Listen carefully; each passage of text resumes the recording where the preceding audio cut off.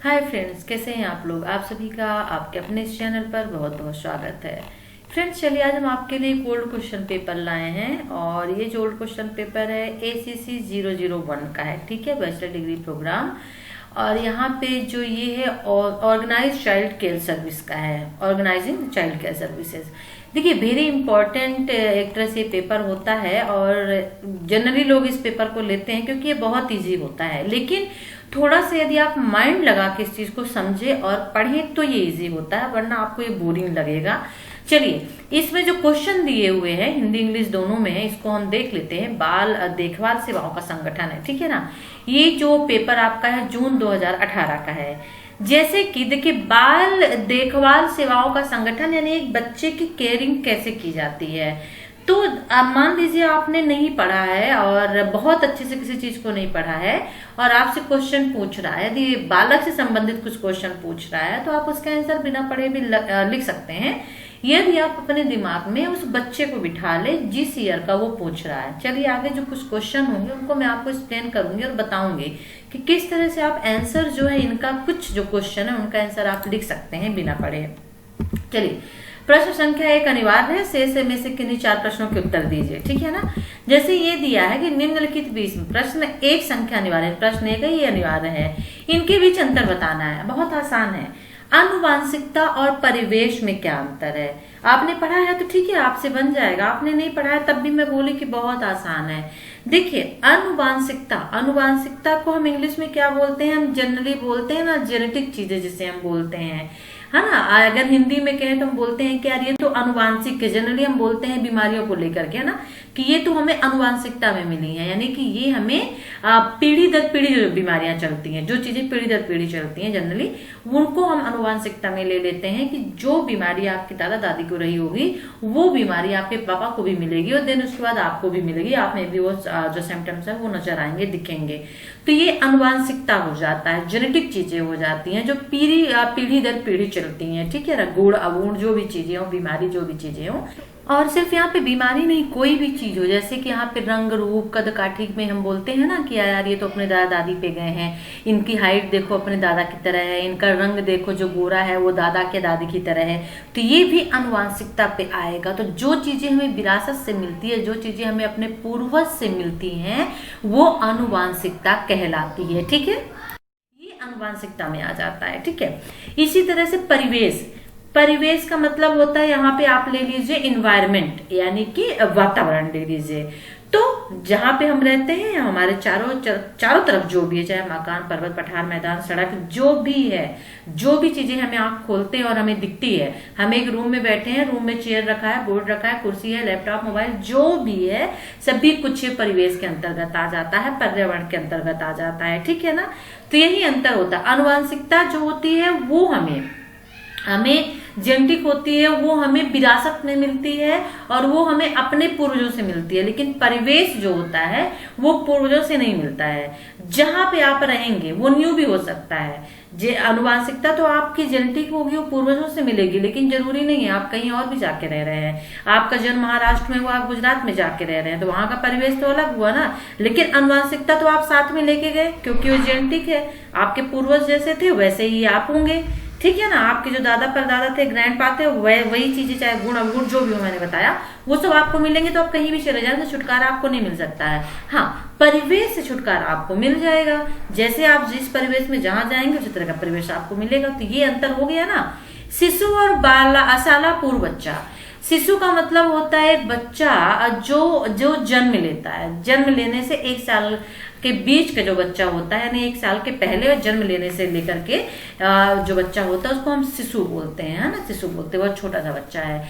और शालापूर्व जो बच्चा होता है, शालापूर्व बच्चा का मतलब होता है नर्सरी का बच्चा, यानी वो जो बच्चा 3 साल 2 साल 1 साल से ऊपर का बच्चा जो होता है, 2 ढाई 3 साल में बच्चों को जनरली जो नाम है वो लिखा देते हैं स्कूलों में। तो शिशु का मतलब जो बच्चा जन्म लेता है, और शालापूर्व का बच्चा जो होता है जो कि 2-3 साल का, जो 2 साल से ऊपर का हो जाता है, वो शालापूर्व बच्चा कहलाता है। ओके, सकिंग और रूटिंग सहज प्रत्यय, ये थोड़ा सा मुझे इसके बारे में नहीं है। रूटिंग का तो पता है, सहज प्रत्यय रूटिंग का मतलब एक रूटीन से रखना, टाइम टू टेबल टाइम अपना काम करना, लेकिन सकिंग मैं यहाँ पे थोड़ा सा नहीं बता पाऊँ। ओजस्वी खेल और शांत खेल हम देखते, क्योंकि यहाँ पे जो आपसे क्वेश्चन पूछा जा रहा है वो बच्चे के बारे में पूछा जा रहा है। ओजस्वी खेल का मतलब होता है बढ़ चढ़ के हिस्सा लेना, ठीक है ना, बोलते उसमें बहुत एनर्जी है, एनर्जी होना यानी बहुत ही तेज तर्राट बच्चा है, बहुत अच्छा खेल रहा है। लेकिन शांत खेल का मतलब होता है बिल्कुल स्थिर बैठ के, शांत बैठ के। तो जब बच्चा दौड़ भाग के गेम खेलता है, ठीक है ना, तो वो क्या कहलाता है, ओजस्वी गेम कहलाता है। हाइड एंड सीक खेलते हैं। लेकिन जब बच्चा, या फिर जैसे लड़कियों को देख लीजिए, एक रूम में बैठ के गेम खेलते हैं, डॉल डॉल गेम खेलते हैं, तो वो शांत वाला गेम कहला जाता है, ठीक है ना। तो इसको आप एक्सप्लेन करके लिख दीजिए। और समानुभूत करो। नीचे खेल क्रियाओं की सूची दी गई है, बताइए कि प्रत्येक खेल क्रिया प्रमुख रूप से विकास के निम्न क्षेत्र को बढ़ावा। बहुत सारे विकास के क्षेत्र होते हैं, काशी में वीडियो पहले बनाई होती तो बहुत अच्छे से इसको मैं एक्सप्लेन कर पाती, बट इट्स ओके, कोई बात नहीं। थोड़ा सा आप शाला पूर्व केंद्र में बच्चों की खेल क्रियाओं के माध्यम से सिखाना चाहिए। शाला पूर्व केंद्र में बच्चों को खेल क्रियाओं के माध्यम से सिखाना चाहिए। क्या आप इस कथन से सहमत हैं? तो जी हाँ, बिल्कुल हम सहमत हैं। शाला पूर्व यानी कि शाला पूर्व मैंने आपको बताया कि जो नर्सरी के बच्चे होते हैं, शाला पूर्व का मतलब ही होता है नर्सरी के बच्चे, ठीक है ना। क्या होता है शाला पूर्व मतलब नर्सरी के जो बच्चे होते हैं।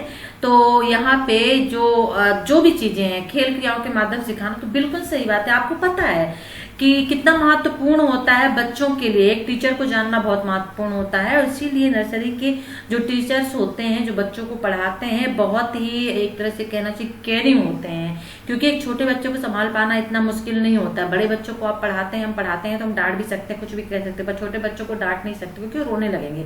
तो वहां पे उनको एक फैमिली जैसा इन्वायरमेंट देना, घर जैसा वातावरण देना इंपॉर्टेंट होता है। माँ जैसा, बोलते हैं ना कि स्कूल जो होता है वो बच्चों का दूसरा घर होता है। जो टीचर होते हैं वो सेकंड पेरेंट्स कहलाए जाते हैं। क्यों कहलाए जाते हैं? इसीलिए कि अगर बच्चा स्कूल में आता है तो सो अपने घर की याद ना आए, अपने पेरेंट्स की याद ना आए, ठीक है। तो यहाँ पे इसीलिए बच्चों के लिए बहुत सारी क्रियाएं जो है स्कूल में आयोजित की जाती हैं, ठीक है ना।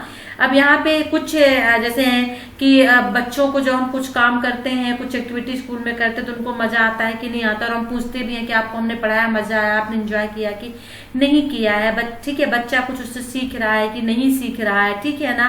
फिर जो हम सिखा रहे हैं क्या वो बच्चों के हिसाब से है कि नहीं। एक नर्सरी का बच्चा 2.5 से 3 साढ़े 3 साल का होता है, तो क्या उस बात को समझ पा रहा है, सीख पा रहा है जो हम कह रहे हैं, सिखा रहे हैं, या सिर्फ हम कहते जा रहे हैं समझ नहीं पा रहा। बहुत सारी चीजें होती हैं, ठीक है ना। और जो चीज हम कर रहे हैं, बच्चे उसमें इंटरेस्ट ले रहे हैं कि नहीं ले रहे हैं, हमारा करने का तरीका अच्छा है कि नहीं है। तो और सबसे इम्पोर्टेंट बात होती है खेल क्रिया। आपको मालूम है कि जनरली बच्चों को ही नहीं, हम तो कहते हैं कि बड़ों को भी पढ़ाना चाहिए। बड़ों में एग्जाम्पल आ जाते हैं, उदाहरण आ जाते हैं, तो उनके समझ में आता है। जो छोटे बच्चे होते हैं उनमें खेल के माध्यम से यदि आप पढ़ाते हैं प्ले करके, तो बच्चे बहुत अच्छा इंटरेस्ट भी लेते हैं और सीखते भी हैं, पढ़ते भी, इंजॉय भी करते हैं। तो बहुत जरूरी होता है कि शाला पूर्व केंद्र में, यानी जो नर्सरी के बच्चे होते हैं, याद रखिएगा यहाँ पे शाला पूर्व की जगह नर्सरी भी रख सकता है वो क्वेश्चन, तो कंफ्यूज मत होइएगा। या 2 से 3 साल भी रख सकता है बच्चों के लिए, तो क्वेश्चन जो है एक ही होगा, ठीक है। तो इनको खेल के माध्यम से ही पढ़ाना चाहिए। खेल क्रिया जो होता है वेरी इंपॉर्टेंट होता है, ठीक है ना। तो यहाँ पे बिल्कुल हम सहमत हैं। आपको यही लिखना होगा कि हाँ, हम इस कथन से सहमत हैं कि शाला पूर्व केंद्र में बच्चों को खेल क्रियाओं के माध्यम से सिखाना चाहिए। और इसके बाद जो है आप बड़े आराम से लिख सकते हैं इसका आंसर जो मैंने आपको बताया है, ठीक है ना, कि क्यों सिखाना चाहिए। तो बच्चे इंटरेस्ट लेते हैं पढ़ने में जब हम खेल के माध्यम से सिखाते हैं, टॉय के माध्यम से सिखाते हैं। जैसे हम रेड कलर बता रहे हैं और रेड की जगह हम यदि वहां पे एप्पल ला के रख दे, टमाटो ला के रख दे और बोले ये क्या है, कौन सा कलर है, रेड है, और फिर ये क्या है, ए फॉर एप्पल, इस तरह से तो बच्चे इंटरेस्ट लेके पढ़ते हैं और सीखते हैं। ये होता है खेल के माध्यम से सिखाना, ठीक है। काउंटिंग सिखाते हैं तो बहुत सारे बच्चों को, या बच्चों की पेंसिल को लेकर उससे काउंटिंग सिखा सकते हैं। तो ये क्या हो गया, खेल के माध्यम से हो गया, ठीक है। अपने केंद्र में छोटे बच्चों के लिए खेल सामग्री का चयन करते समय आप किन कारकों को ध्यान में रखेंगे? इंपॉर्टेंट क्वेश्चन आपके लिए हो सकता है।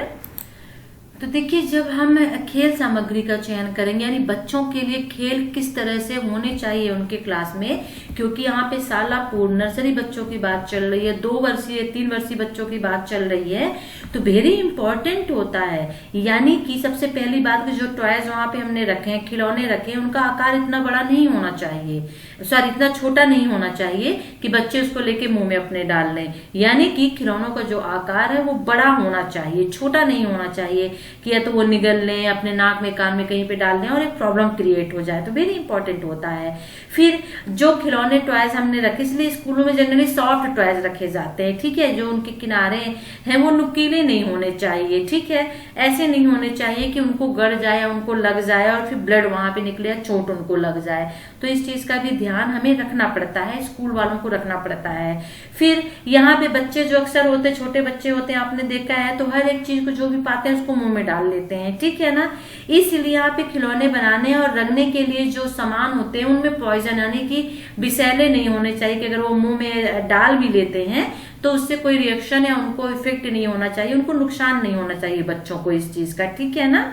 तो जो कपड़े का रंग है वो पक्का होना चाहिए, और खिलौने यदि धातु किसी उसके बने हुए हैं, लकड़ी वगैरह के बने हुए हैं, तो बच्चों को चोट ना पहुंचे, इस चीज का भी ध्यान रखना चाहिए। खिलौने आसानी से टूटने वाले नहीं होने चाहिए, मजबूत होने चाहिए कि तो बच्चा मुंह में डाले और चबाए दांत से तो टूटना नहीं चाहिए, ठीक है ना, टूट के उसके मुंह में चला जाए। तो बहुत सारी चीजों का ध्यान यहाँ पे रखना पड़ता है, ठीक है। तो यहाँ पे अब हम दूसरा क्वेश्चन देखते हैं। देखिए कि उदाहरण देते हुए शालापुर बच्चों की विचार शक्ति की कोई 4 विशेषताएं बताना है। देखिए यहाँ पे जो है कंफ्यूज मत होइएगा, विचार शक्ति की कोई 4 विशेषताएं यदि आपने पढ़ा होगा तो विचार शक्ति को संज्ञानात्मक विकास का नाम दिया गया है, ठीक है। यानी संज्ञानात्मक विकास को यहाँ पे विचार शक्ति ही कह दिया गया है। तो आपको यहाँ पे कंफ्यूज नहीं होना है, इस चीज का आपको यहाँ पे थोड़ा सा ध्यान रखना है, ठीक है ना। विचार शक्ति जो है यहाँ पे उसी को दिया गया है। तो देखिए यहाँ पे 4 अवस्थाएं उन्होंने दी है पियाजे ने। पियाजे का संज्ञानात्मक विकास का अवस्था, इस चीज को ध्यान रखिएगा। अब उन्होंने संज्ञानात्मक विकास में इसको 4 अवस्थाओं से होकर गुजरता है ये विकास, ठीक है। यह विकास कितनी अवस्थाओं से होकर गुजरता है संज्ञानात्मक विकास अवस्था में? तो 4। पहला है विकास की पहली अवस्था संवेदी प्रक्रिया कहलाती है, और जन्म से लेकर के 2 वर्ष तक इसको माना जाता है, ठीक है, संवेदी क्रिया। फिर विकास की 2 से 6 वर्ष की अवस्था जो होती है दूसरी अवस्था कहलाती है पूर्व सक्रियात्मक, ठीक है। फिर इसके बाद जो तीसरी अवस्था होती है वो यहाँ पे 2 से 6 दिया, जनरली वैसे 2 से 7 होता है, 7 से जो होता है 11 होता है, ठीक है। यहाँ 9 से 11 दिया है क्योंकि सभी बुकों में अलग अलग थोड़े से मत यहाँ पे रखे गए हैं, तो 9 से 11 दिया है तीसरी अवस्था। और मूर्ध सक्रियात्मक अवस्था जो है वो 12 वर्ष के बाद होती है, जिसे हम औपचारिक सक्रियात्मक अवस्था कहते हैं, ठीक है ना। तो यहाँ पे शालापुर बच्चों की विचार शक्ति की जो विशेषताएं होती है, देखिए तो उनकी जो विशेषताएं कैसी होंगी, आप किस तरह से कहेंगे, क्योंकि उनमें जो परिवर्तन आते हैं वो बहुत तरह के परिवर्तन आते हैं, तो इसको आप एक्सप्लेन करके लिख सकते हैं, ठीक है। 2 वर्षीय बच्चों की विचार शक्ति के विकास को बढ़ावा देने वाली 2 खेल क्रियाएं बतानी है। ये क्वेश्चन वेरी इंपॉर्टेंट आपके लिए बन सकता है। अब यहाँ 2 वर्षीय बच्चों की विचार शक्ति को बढ़ावा देने वाली खेल क्रियाएं बताई। 2 वर्ष का बच्चा जो होता है उसकी जो एक्टिविटी होती है वो यहाँ पे आपको एक्सप्लेन करके लिख देना है कि जनरली जो 2 साल का बच्चा होता है वो चलने फिरने लगता है, तो चलने फिरने में वो क्या करता है, ज्यादा हाइड एंड सीक खेलना वो पसंद करता है, छुपना छुपाना या भागना दौड़ना वो पसंद करता है, या जमीन पे नीचे घिसटना वो पसंद करता है। तो इस तरह के जो खेल आप देखते हैं 2 साल के बच्चों में वो आप यहाँ पे लिख सकते हैं। समाजीकरण से क्या अभिप्राय है, वे कौन से 2 अलग अलग तरीके हैं जिनके माध्यम से बच्चों को सामाजिक बनाया जा सकता है, और उदाहरण देते हुए स्पष्ट करना। वेरी इंपॉर्टेंट ये क्वेश्चंस आपका बन जाता है समाजीकरण का, कि समाजीकरण क्या है। देखिए चलिए मैं यहाँ पे आपको बता देती हूँ कि समाजीकरण होता क्या है, ठीक है ना। देखिए समाजीकरण का मतलब होता है समाज के साथ घुल मिल जाना। एक बच्चा जब जन्म लेता है तो वो ना तो मनुष्य होता है, एक तरह से पशु के समान होता है, क्योंकि वो कुछ भी नहीं जानता है। एज एग्जाम्पल आप ले लीजिए कि जब मोगली को एक जो छोटा बच्चा था उसको जंगल में छोड़ दिया गया था तो वो मनुष्य, लेकिन उसको जंगल में छोड़ा गया था तो वो बोलना नहीं जानता था, ठीक है ना। वो पशुओं की आवाज निकालना जानता था, क्योंकि बचपन से उसने पशुओं की आवाजें सुनी थी, जो एनिमल्स वहां जानवर थे, और वो पेड़ों में उछलना कूदना जानता था क्योंकि जानवरों को उसने वही काम करते हुए देखा। तो एक बच्चा जब जन्म लेता है और उसको जिस परिवेश में आप रखते हैं, जैसे रखते हैं, वो वैसा ही सीखता है, वैसे ही बड़ा होता है, ठीक है ना। तो जब बच्चा जन्म लेता है, जन्म लेने के बाद अपने धर्म को, अपने संस्कृति को, अपने मूल्यों को पहचानता है, उसे एक्सेप्ट कर लेता है, उनका अनुकरण करता है और अनुकरण करते हुए वो बड़ा होता है, ठीक है ना। अनुकरण करते हुए वो बड़ा होता है, वो सीखता है और परिपक्व हो जाता है, किसमें, समाज के हर धर्म को, उसूलों को मानता है, उनका पालन करता है। और यही पालन करते हुए जब बिल्कुल परिपक्व हो जाता है तो मतलब वो क्या होता है, उसका सामाजिकरण हो जाता है। वेरी इंपॉर्टेंट ये आपका जो क्वेश्चन है बनता है सामाजिकरण का। तो बच्चा जब अच्छे माहौल में रहता है तो उसका सामाजिकरण तो होता है। कुछ बच्चे ऐसे होते हैं जो बुरे माहौल में रहते हैं और बुरा सीखते हैं, जो अच्छे माहौल में तो अच्छा सीखते हैं। अब यहाँ पे थोड़ा सा हम ये कर सकते हैं कि सामाजिक बच्चों किस, जिनके माध्यम से बच्चों को सामाजिक बनाया जा सकता है, वो कौन से दो तरीके हो सकते हैं। देखिए सीधी सी बात है कि बच्चों को अनुशासित करने के लिए पहला तरीका अच्छा होता है, अनुशासित करना, ठीक है ना। सब सामाजिकरण का सबसे मतलब तरीका सबसे उत्तम होता है, वो होता है सामाजिकरण का सर्वोत्तम मानदंड। मैंने आपको बताया है कि बच्चा जब तक अच्छे बने रहते हैं तब तक दूसरे उसे देख रहे होते हैं और वह ऐसा या तो उन्हें प्रसन्न करने के लिए, फिर डांट से बचने के लिए ऐसा करना पड़ता है, ठीक है। तो यहाँ पे पहला हम तरीका ले लेते हैं कि बच्चों को अनुशासित करने के लिए पहला तरीका अर्थात स्नेह केंद्रित तरीका होता है, यानी बच्चों के साथ अच्छा व्यवहार करना, नैतिक मूल्य जो है बच्चों को सिखाना। और जब बच्चों के साथ अच्छा व्यवहार करते हैं तो बच्चा भी आपके साथ अच्छा व्यवहार करता है और दूसरों के साथ भी अच्छा व्यवहार करता है। लेकिन जैसे ही आप बच्चों के साथ या फिर दूसरों के साथ आप गलत व्यवहार कर रहे हैं, बच्चा आपको देखता है तो बच्चा भी वैसा ही सीखता है और वैसा ही व्यवहार करता है। तो यहाँ पे पहला तरीका जो होता है स्नेह केंद्रित तरीका होता है कि बच्चे के साथ आपको स्नेह बनाए रखना होगा और अनुशासन के जो तरीके होते हैं वो तरीके आपको बना के रखने होंगे, ठीक है ना। फिर यहाँ पे एक चीज और ले लेते हैं कि जैसे बच्चे कुछ ऐसे होते हैं काम करते जो माता पिता स्वीकार नहीं करते, यानी उन्हें पसंद नहीं होता है और बच्चे का सहज रूप में ऐसे व्यवहार पर प्रतिबंध लगाते हैं। जैसे किसी कोई घर में आ जाते हैं गेस्ट, बच्चे हंसते हैं या फिर कुछ ऐसा काम करते हैं, हम लोग उन्हें डांटते हैं। तो देखिए प्यार, अनुराग, स्नेह, ये सभी चीजें होती हैं जो बच्चों में सर्वोत्तम होता है सामाजिकरण बना रहने के। सामाजिकरण का मतलब सिर्फ ये होता है कि जब बच्चा समाज के मूल्य को, रीति को, रिवाज को, धर्म को, संस्कृति को अपना लेता है, अपनाते हुए बड़ा होता है, वही उसका सामाजिकरण कहलाता है, यानी कि अपने समाज में घुल मिल जाता है, ठीक है, रीतों को, रिवाजों को अपना लेता है, ठीक है। चलिए जैसे छोटा बच्चा होता है पहले कुछ नहीं जानता, लेकिन जैसे जैसे बड़ा होता है तो हमारी परंपराओं, अपने रीति रिवाजों को जानने लगता, समझने लगता है, ये सामाजिकरण कहलाता है। आप प्रेयर करेंगे तो 4 या 5 साल का बच्चा भी होता है, आपके साथ प्रेयर में बैठ जाएगा, तो क्या है, उसे पता है कि मेरा समाज है, मेरे समाज में चीजें होती हैं, ठीक है ना। आप पूजा कर रहे हैं या फिर आप नमाज पढ़ रहे हैं, कुछ भी कर रहे हैं, तो ये सामाजिकरण होता है। ओके, अपने छोटे बच्चों में परोपकारिता और सहानुभूति के विकास के लिए माता पिता को क्या सुझाव देंगे, आप यहाँ लिख सकते हैं 100%, इसमें कोई डाउट नहीं। चलिए यहाँ पे थोड़ा सा देख लेते हैं परोपकारिता और सहानुभूति। देखिए परोपकारिता जो होता है, परोपकारिता का तात्पर्य मतलब होता है बिना किसी निजी लाभ के किसी दूसरे के साथ चीजें सामान बांटना, जैसे बोलते परोपकार करना, किसी के ऊपर उपकार करना, तो अपना सामान किसी को दे देना, लेकिन उसमें कोई लाभ, कोई ऐसा कुछ नहीं होना चाहिए कि मुझे भी कुछ मिलेगा, ठीक है ना। तो वो देना वही परोपकारिता कहलाता है, ठीक है। यहाँ पे परोपकारिता के विकास से संबंधित जो है वो समानुभूति है। समानुभूति का सिद्धांत, तो समानुभूति क्या होता है? समानुभूति का मतलब होता है कि दूसरे व्यक्ति की भावनाओं को स्वयं महसूस कर पाना या दूसरे की भावनाओं को समझना। तो यहाँ पे परोपकारिता का मतलब होता है दूसरों को परोपकार करना बिना किसी लाभ के, बिना किसी उसके। और समानुभूति का मतलब होता है कि दूसरों की जो भावनाएं होती हैं उनको क्या करना, स्वयं उनकी भावनाओं को समझना है, ठीक है। और ये तभी संभव होगा जब बच्चे दूसरे व्यक्ति के नजरिए से स्थिति को देख पाएंगे। तो इसको भी आप एक्सप्लेन करके लिख सकते हैं, ठीक है। ये संज्ञानात्मक विकास पर आधारित है, ये भी वेरी इंपॉर्टेंट है आपको जानना, ठीक है ना। तो समानुभूति यानी समान अनुभूति, दूसरों की भावनाओं को अपने जैसा ही समझना। ओके, अब यहाँ पे थोड़ा सा देख लेते हैं। मैंने जो नेक्स्ट एक क्वेश्चन लिया था, मेरा क्वेश्चन था स्तनपान कराने के क्या लाभ है। स्तनपान कराने के क्या लाभ है, तो वेरी इंपॉर्टेंट क्वेश्चन आपके लिए बन सकता है। ओके, देखिए यहाँ पे स्तनपान जो होता है शिशुओं के लिए प्रकृति का सबसे बेहतरीन वरदान होता है, एक तरह से आहार होता है ये, ठीक है ना। क्योंकि इसके आदर्श रूप में शिशु की आंतों के लिए वेरी इंपॉर्टेंट होता है, ठीक है। और जो स्तनपान जो लोग बच्चों को कराते हैं तो शिशु को अपने शरीर का जो तापमान होता है वो सामान्य रखने में भी मदद मिलती है, क्योंकि इससे गर्माहट प्रदान होती है, ठीक है ना। त्वचा से त्वचा का स्पर्श होता है, इससे भावनात्मक संबंध जो होता है वो भी बनता है।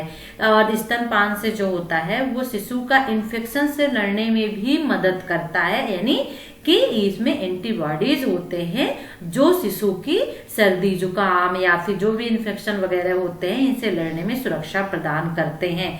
वेरी इंपॉर्टेंट ये आपका क्वेश्चन बन सकता है। और यहाँ पे स्तनपान से वजन कम करने में भी सहायता मिलती है, ठीक है। जब एक बच्चा अपने माँ का स्तनपान करता है तो यहाँ पे बहुत सारी कैलोरीज जो है यहाँ पे खर्च होती है, ठीक है ना। तो प्राकृतिक ढंग से वजन भी कम होता है। स्तनपान से मैंने अभी बताया आपको कि ब्रेस्ट जो कैंसर होता है, ओवेरियन कैंसर जो होता है, इससे भी खतरा कम होता है। स्तनपान से माँ और शिशु के बीच भावनात्मक संबंध को बढ़ावा मिलता है। ओके, चलिए अब अगला क्वेश्चन ले लेते हैं कि पूरक आहार क्या है। वेरी इंपॉर्टेंट ये है पूरक आहार का। तो देखिए फ्रेंड्स, पूरक आहार का मतलब क्या होता है, जब बच्चे को 6 माह के बाद जो आहार दिया जाता है, ठीक है। क्योंकि जब बच्चा जन्म लेता है तब से लेकर के 6 मंथ तक तो कंपलसरी होता है कि सिर्फ और सिर्फ वो माँ का जो है दूध पिए। तो 6 माह की आयु के बाद से बढ़ते हुए शिशु की बढ़ती हुई आवश्यकताओं की पूर्ति के लिए जो आहार दिया जाता है वो पूरक आहार कहलाता है। याद रखिएगा, 6 माह की आयु के बाद जब शिशु बढ़ता है तो बढ़ते हुए शिशु की जो आवश्यकताएं बढ़ती हैं उसकी पूर्ति के लिए जो आहार दिया जाता है वो पूरक आहार कहलाता है, ठीक है।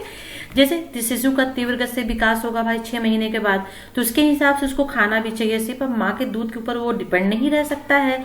तो इस आयु में उनकी विकास दर की तुलना जीवन के अन्य किसी दौर के विकास दर से नहीं की जा सकती है। तो 6 माह में ही जन्म के समय 3 किलोग्राम वजन के शिशु का वजन दोगुना हो जाता है, ठीक है ना। और 1 वर्ष पूरा होने पर उसका वजन 3 गुना हो जाता है, इसलिए उसको ज्यादा आहार की जरूरत होती है। ओके, वेरी इंपॉर्टेंट होता है।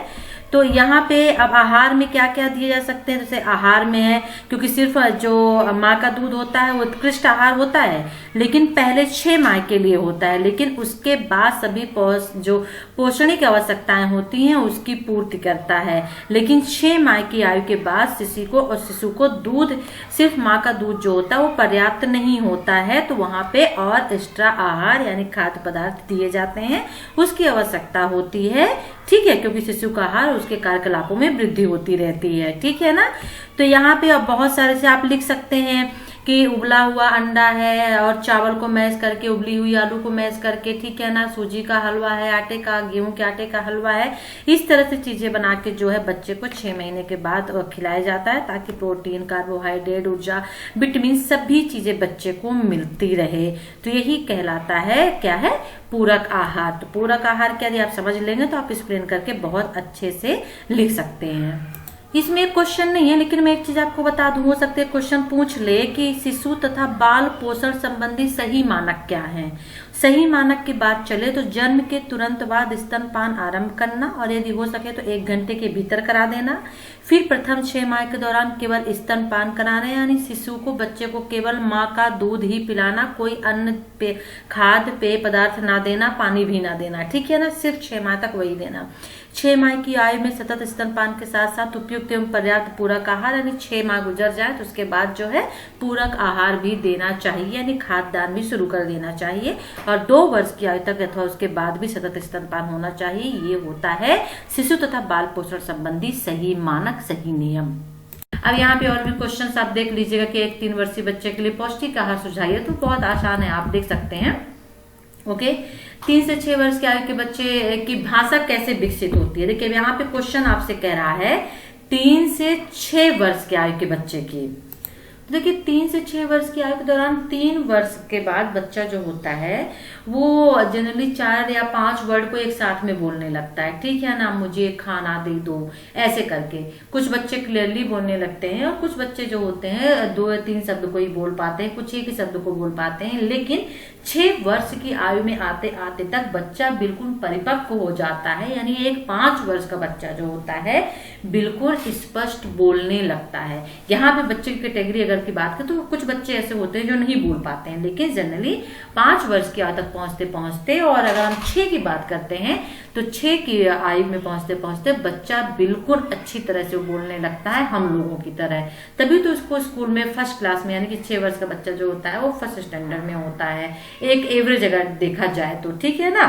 तो 3 से 6 वर्ष के अंदर बच्चे की भाषा कैसे विकसित होती है, तो आपको यही लिखना है कि पहले 2 शब्द 3 शब्दों को बोलता है, फिर एक लाइन को बोलता है, ठीक है ना। 4 या 5 साल के आते आते कम से कम 4, 6 या 7 एक लाइन को, जैसे मुझे जाना है, मुझे खाना दे दो, मुझे भूख लगी, बिल्कुल स्पष्ट और क्लियर वो बात करने लगता है। और 6 वर्ष में आके बिल्कुल वो हम लोगों की तरह बात करने लगता है, ठीक है ना। यही शालापुर बच्चों के दौरान देखभाल करता, अपने बच्चों के भाषाई विकास में किस प्रकार सहायता कर सकते हैं। शालापुर नर्सरी बच्चों का है।